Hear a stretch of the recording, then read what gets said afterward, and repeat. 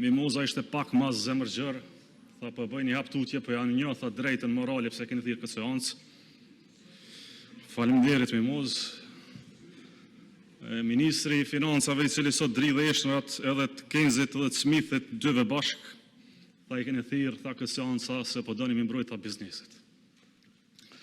E tash një 4-5 vjet të vetmit që janë të fitu për krizës së naftës, besoni janë bizneset. A dini pse? Sepse kjo qeveri prapa meje ja u garanton këtë fitim.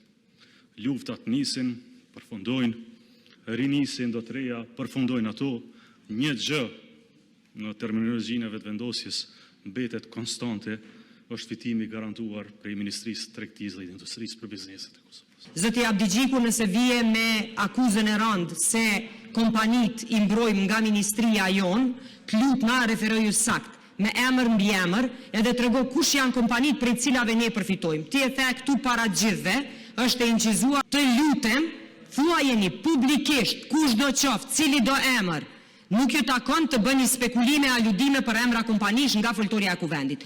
Thua jeni publikisht, kush janë kompanit që i mbrojmë.